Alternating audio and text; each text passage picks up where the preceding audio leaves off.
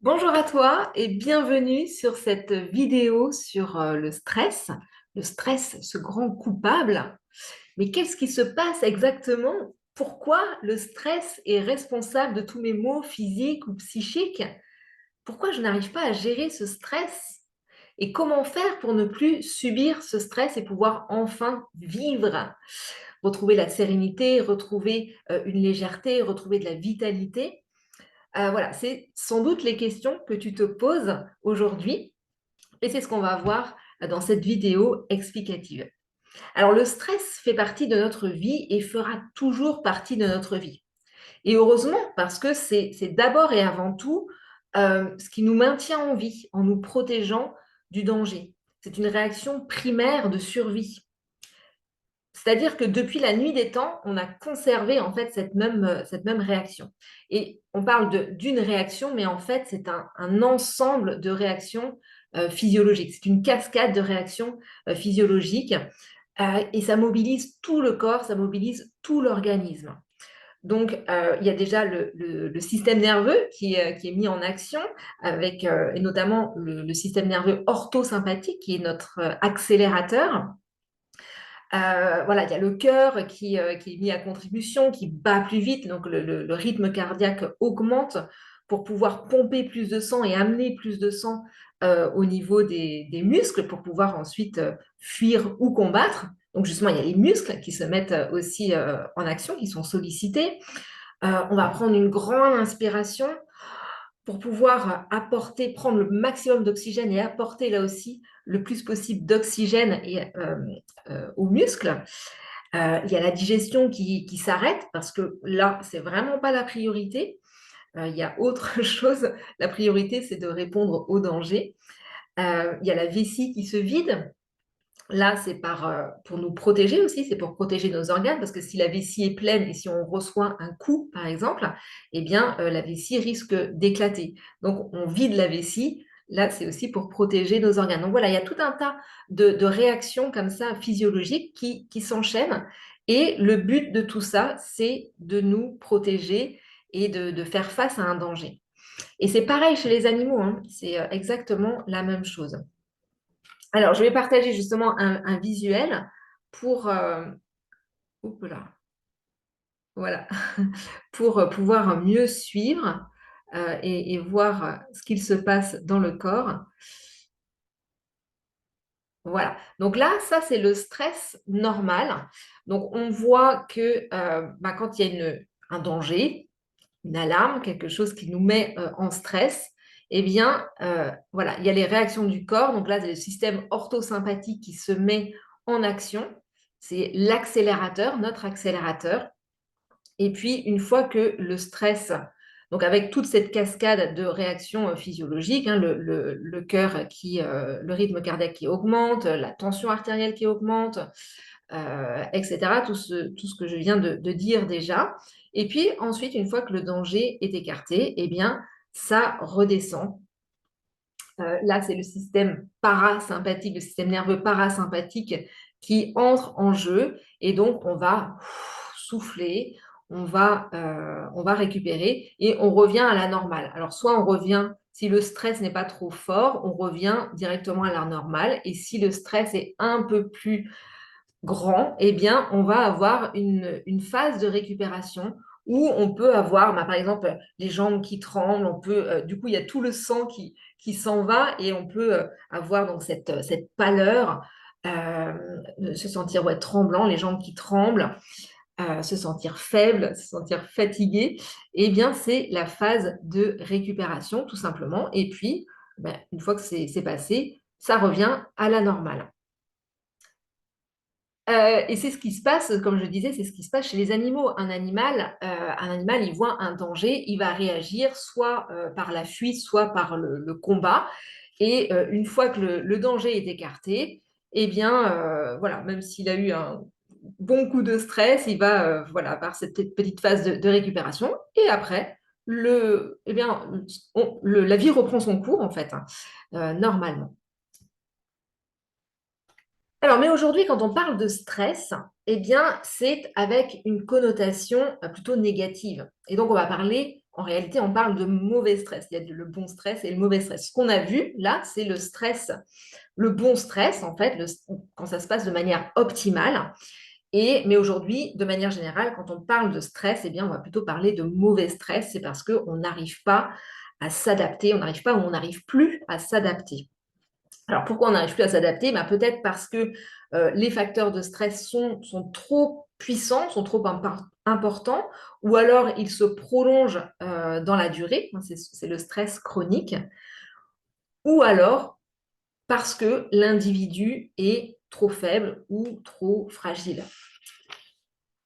Alors, tous les événements de la vie peuvent être source de mauvais stress et de mal-être, même les événements heureux. Par exemple, une naissance, par exemple, un mariage, par exemple, un déménagement qui est souhaité, qui est voulu. Eh bien, si on n'arrive pas à s'adapter à la nouvelle situation, eh bien, ça peut vite virer au cauchemar. Alors, pourquoi une situation est stressante? Eh bien, ça va dépendre de différents points. Ça va dépendre donc des ressources de l'organisme, de nos ressources de l'organisme, de l'état d'esprit, de notre état d'esprit, et de l'état du corps aussi. Si le corps est encrassé, si le corps est fatigué, eh bien, ça va être beaucoup plus difficile aussi de s'adapter donc, à la situation. Et donc, on va dire que la situation est stressante, mais en fait, c'est parce qu'on n'arrive pas à s'adapter. On est un mauvais stressé, en fait. Alors, il y a deux chemins possibles qui mènent à la dépression. Alors, il y a le mode cocotte minute, et donc là, je vais repartager un visuel pour mieux illustrer tout ça.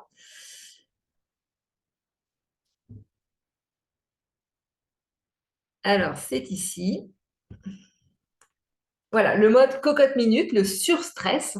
Donc là, on voit qu'il y a un danger, une alarme, quelque chose, voilà, une situation stressante.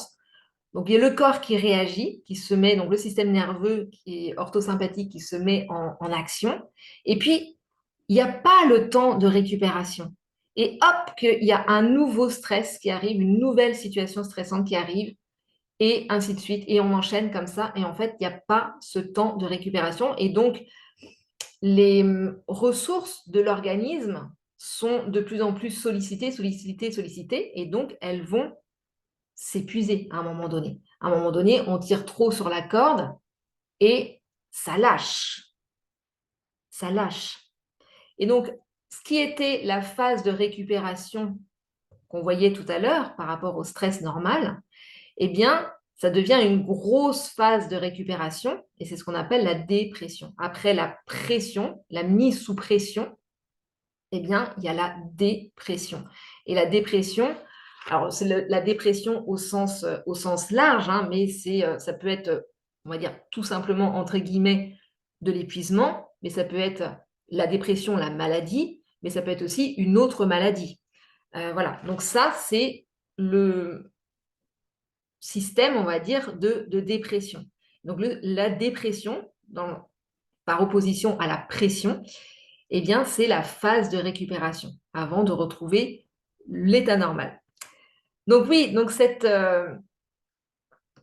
hop, je vais arrêter le partage. Je reviens là. Donc, ce mode cocotte minute, là, trop de pression, trop d'action, avec cette accumulation de stress, eh bien, on est en alarme permanente. Il y a trop d'action. Il y a trop d'adrénaline aussi, parce que donc quand le corps est sollicité, et donc c'est l'adrénaline et le cortisol qui sont surtout utilisés. Alors un peu d'adrénaline, c'est bien, c'est bon, c'est moteur, c'est stimulant, donc dans un stress normal, dans une situation, on va dire, optimale. Mais par contre, trop d'adrénaline, eh bien là, c'est nocif, c'est corrosif, ça brûle, c'est comme de l'acide chlorhydrique et ça vient vraiment nous grignoter de l'intérieur. Donc, cette accumulation justement de stress, cette montée là de stress, eh bien, il y a tout le temps de l'adrénaline, il y a trop d'adrénaline de libérer. Et donc, il n'y a pas de temps de récupération. Donc, l'être humain n'a pas le temps de récupérer au niveau physique et pas non plus au niveau émotionnel, eh bien, qu'il doit à nouveau faire face à une nouvelle situation d'adaptation. Et donc, voilà, il accumule, il accumule, il accumule. Et donc, ça entraîne un épuisement de l'organisme. Et qui dit épuisement de l'organisme dit aussi vieillissement prématuré, hein, ça, entre parenthèses, avec des symptômes physiques tels que de la pâleur, de la tachycardie, des sueurs, des tremblements, du bégaiement peut-être, des gestes précipités, maladroits, des vertiges, voilà, tout un tas de symptômes physiques. Et puis, comme on n'arrive plus à bien s'adapter, eh bien, on perd confiance en soi, on perd l'estime de soi. On a peur de ne pas être à la hauteur, de ne plus être à la hauteur. On a peur du jugement. Voilà, différentes peurs. Tout ça, c'est de la dévalorisation de soi. Alors peut-être que ça te parle, ce que je te dis là. Le danger donc, du stress chronique, c'est que ça maintient une peur présente en permanence. Et donc, on va surréagir de façon disproportionnée à des petites contrariétés ou même à des événements neutres. Ou alors, on va aussi anticiper négativement tout ce qui peut arriver. Et donc, eh bien, c'est les maladies chroniques, c'est être hypochondriaque, c'est voilà, toutes les personnes hypochondriaques qui vont courir les médecins, les urgences en craignant voilà, une mauvaise nouvelle de plus, une maladie, quelque chose qui ne va pas. C'est le salarié qui s'attend à se faire licencier. C'est la maman qui a peur tout le temps pour son enfant, pour la santé de son enfant, de son bébé, même quand il va bien. C'est l'éco-anxiété liée donc aux crises environnementales. C'est l'anxiété face aux pandémies. Hein, on l'a vu pendant le Covid, donc l'anxiété, l'angoisse d'être contaminé ou de contaminer son entourage. C'est le stress entretenu par les médias avec les infos chocs. Voilà, est-ce qu'il y en a qui se reconnaissent aussi là, dans ce portrait-là? Et donc, en étant exposé de manière prolongée au stress, eh l'amygdale dans le cerveau, elle est complètement brouillée. Et donc, c'est ce qui va empêcher aussi le fonctionnement du cortex cérébral. Et donc, c'est ce qui va empêcher finalement le raisonnement logique. Voilà aussi donc l'impact que peut avoir le stress. Alors, donc, je parlais qu'il y avait deux chemins qui menaient à la dépression. Donc, le premier chemin, c'est mode cocotte minute, trop de pression. Maintenant, il y a le mode pneu crevé. Alors, je vais repartager un visuel là aussi. Où est-ce qu'il est? Voilà, il est ici. Donc voilà, sous stress, effet pneu crevé, donc pas assez d'action, se sentir à plat. Là, c'est vraiment le manque de stress en tant que mobilisateur d'énergie. Donc, ça peut être aussi un corps qui n'a pas assez de ressources. Et donc, on voit bien, donc voilà, malgré une situation un peu, voilà, qui peut être stressante, une alarme, un danger, eh bien, voilà, il n'y a pas assez d'action et on est directement dans cette grosse phase de récupération. Mais là, ce n'est même pas une phase de récupération. On est donc en mode parasympathique, trop de détente, quoi, pas assez d'action, voilà, tout simplement pas assez d'action, et donc ça mène à l'apathie, la dépression. Alors, je vais repartager aussi un autre visuel pour montrer, j'aurais peut-être dû partager avant, pour montrer aussi les ressources du corps. Voilà, donc je parlais, donc là c'est plutôt donc en phase accumulation de stress, le chemin du burn-out. Hein. Et donc, on voit que voilà, il y a d'abord l'adrénaline qui est sollicitée, et puis en phase d'alarme, et puis qui baisse ensuite. Voilà, donc après, il y a la sérotonine, on a le cortisol aussi, là, qui arrive plus en phase d'épuisement. et puis qui descend ensuite. Et puis, on voit qu'il y a donc dopamine, magnésium, zinc, GABA, tout ça, ça chute directement, quoi, quasi directement, en fonction des différentes phases de stress. Donc, il y a le stress, voilà, là, le stress ponctuel, ensuite stress chronique, le burn-in, donc ça, c'est quand on est dans la flambée, l'accumulation de stress, et puis le burn-out, et bien là, c'est l'épuisement physique et psychique. Voilà, donc pour montrer un petit peu comment ça atteint aussi les ressources du corps, comment ça vient épuiser les ressources du corps. Alors, on peut constater en fait 3 points communs entre ces deux chemins là, qui mènent à la dépression, dans ce que ça engendre. Donc déjà, ça engendre bien souvent, pas forcément tout le temps, mais très souvent quand même, des angoisses, de l'anxiété. C'est le fait de rester bloqué en fait dans un mode, soit le mode ortho, soit le mode orthosympathique ou parasympathique dans le système nerveux. Normalement, le système nerveux, c'est vraiment une alternance comme ça d'orthosympathique, parasympathique, voilà, l'action, le repos, l'action, le repos, l'action, le repos. C'est voilà, une alternance équilibrée entre les deux. Mais quand on reste bloqué, soit en orthosympathique, soit en parasympathique, voilà, on reste bloqué, on tourne en rond, c'est comme un disque rayé.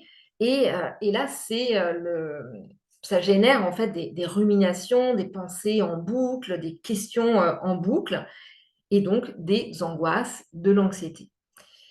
Alors, quand on est en mode pneu crevé, ça va plutôt être une sensation de vide et avec des questions, qu'est-ce que je vais devenir? C'est quoi le sens de la vie? Il n'y a pas d'issue, quoi, en fait, à tout ça. C'est comme un poisson qui tourne en rond dans son bocal, quoi. Il n'y a pas d'issue. Donc ça, c'est le premier point, voilà, angoisse, anxiété. Ensuite, on peut constater aussi, de manière générale, de la fatigue, de la grosse fatigue. Alors, la fatigue, c'est quoi? La fatigue, on a tendance à penser que quand on est fatigué, c'est qu'il faut se reposer. C'est vrai dans un cas, mais, mais en réalité, c'est pas tout à fait ça. La fatigue, c'est un signal, c'est un indicateur pour dire qu'il faut changer de mode, quoi, en fait.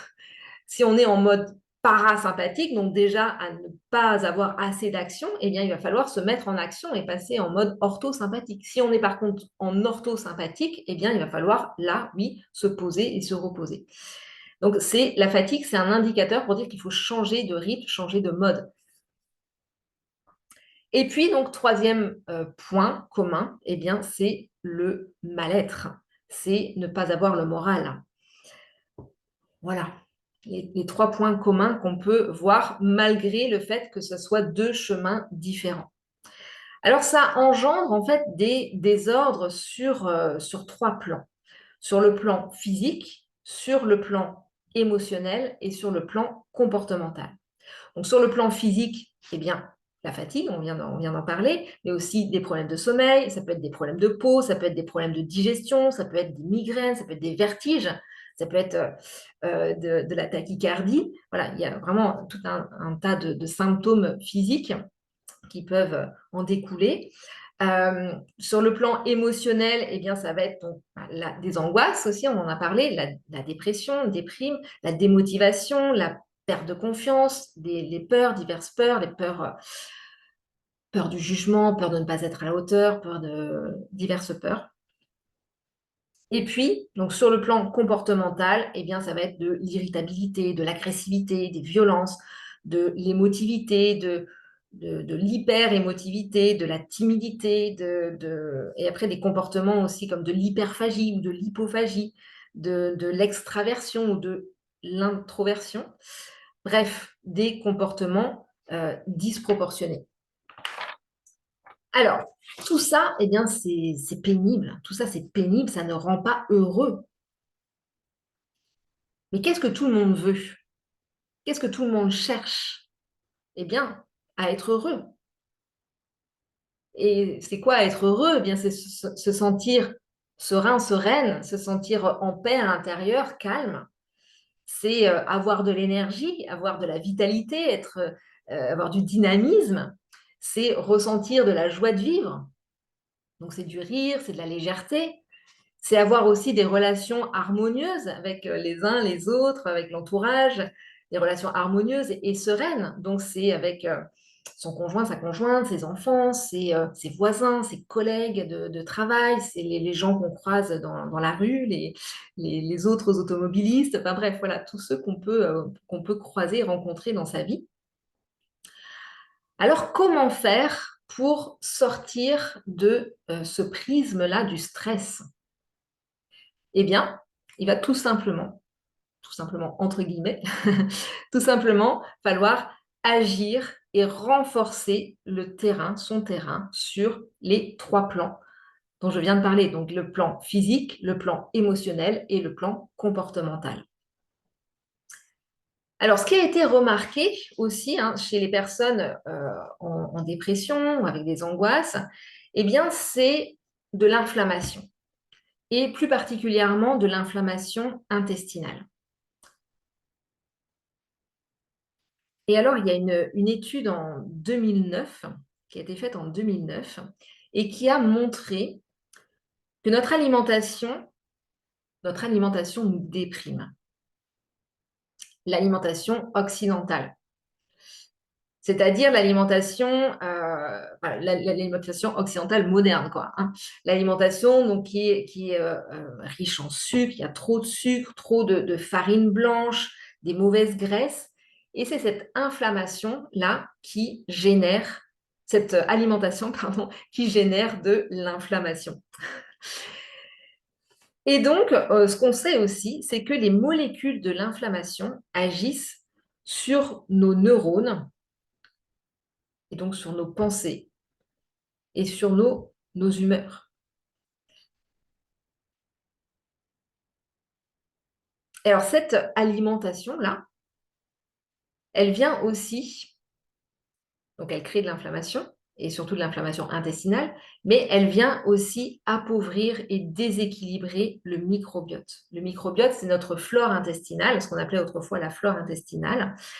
Et aujourd'hui, on sait, mais d'ailleurs dans ces mêmes années-là que cette étude-là, donc dans les années 2010, on sait maintenant, enfin, ça a été démontré de manière scientifique qu'il y avait un lien entre intestin et cerveau. Donc on le sait depuis les années 2010, mais en réalité on le sait depuis bien longtemps, depuis bien avant. Même Hippocrate en parlait déjà de ce lien, que tout vient, tout est plutôt centralisé au niveau du ventre, au niveau de l'intestin, et que tout désordre vient en premier de l'intestin.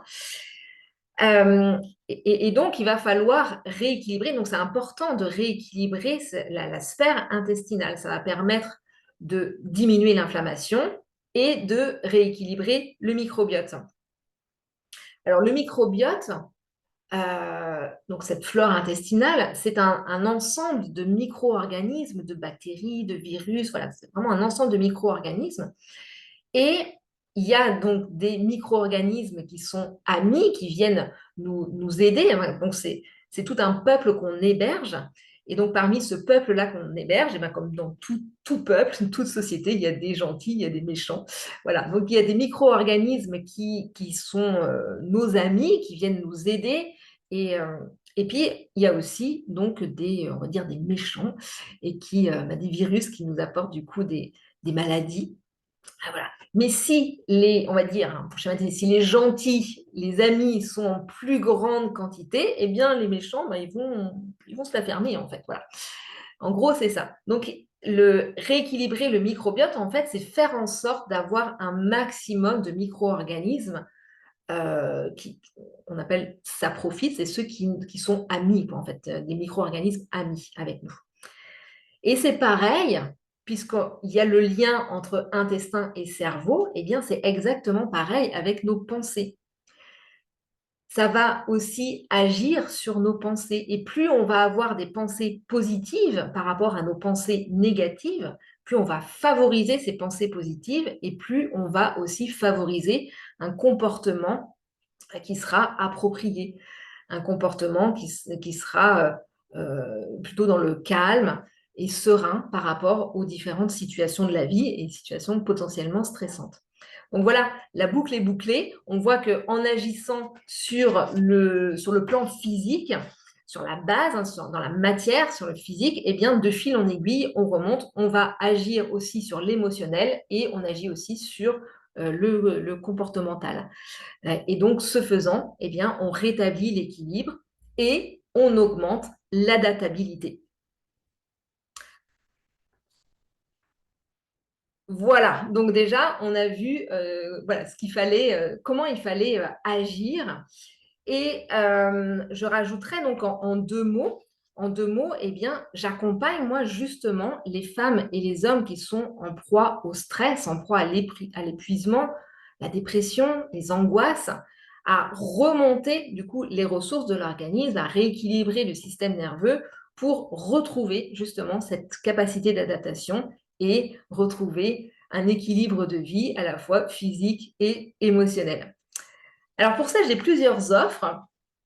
J'ai d'abord une offre gratuite, hein, c'est une boîte à astuces qui permet d'aider à sortir de la spirale du stress chronique et de l'angoisse.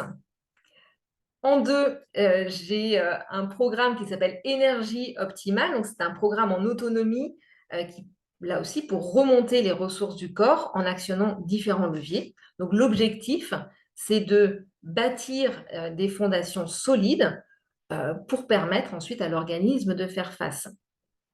Alors, une fois qu'on a bâti ces fondations solides, eh bien, on va pouvoir construire quelque chose. Et en trois, donc du coup, eh bien là, on va se décharger, on va se délester de tout ce qui nous encombre, de tout ce qui nous plombe, de tout ce qui nous ralentit, de tout ce qui nous alourdit. Donc à la fois sur le plan physique et sur le plan émotionnel. Donc là encore, c'est pour pouvoir mieux faire face aux situations stressantes et surtout pour les aborder du coup avec légèreté. Alors, c'est Détox Plus, c'est un programme pour remettre tes cellules en joie. Et donc, c'est un programme de détox en profondeur sur 3 mois qui se passe en groupe. Alors, en 4, eh bien, il y a Renaissance. Là, c'est aller voir du côté des émotions, du côté des blessures. Qu'est-ce qui m'a amené à avoir certains comportements? Ne pas savoir dire non, le manque de confiance en soi, la colère. Quelle peur se cache derrière tout ça? Quelle relation aussi j'entretiens avec moi-même, avec les autres? Quelles sont mes blessures? Et donc, c'est aller guérir ces blessures-là, pas à pas. Et donc, les blessures, c'est quoi? C'est essentiellement une histoire d'ego qui enferme peu à peu. Au départ, c'est là, l'ego est là pour nous protéger de la souffrance. Mais au fil du temps, eh bien, on se sent de plus en plus enfermé, de plus en plus coincé. L'ego, c'est quoi? L'ego, c'est une création mentale et qui est basée sur des peurs, sur des mémoires, voilà, sur des mémoires, sur des peurs. Et donc, on ressent de plus en plus le besoin de se libérer là, de ce carcan, de ces peurs, de s'affranchir de cet ego pour se retrouver, soit pour retrouver son cœur, et non plus être connecté à ses peurs, mais du coup se connecter à son cœur et donc à la joie de vivre. Alors, ce qui fait la différence avec ce qu'on peut trouver ailleurs, eh bien, c'est qu'au lieu d'agir sur un seul plan, sur un seul levier, sur le levier du mental, par exemple, sur le corporel, sur l'énergétique, sur la reprogrammation du cerveau, voilà, sur un seul levier, eh bien, moi, j'apporte une réponse multidimensionnelle, voilà, une réponse à 360 degrés, où on va agir sur différents leviers en même temps. Donc, sur l'état d'esprit, sur le plan physique, physiologique, avec la détox, avec l'alimentation, sur le système nerveux, de venir rééquilibrer du coup l'orthosympathique, le parasympathique, sur le relationnel, le comportemental, avec les émotions, les blessures. Voilà, merci d'avoir écouté cette vidéo jusqu'au bout et toutes les informations se trouvent en commentaire sous la vidéo. Je te souhaite un bon chemin. Ciao, ciao.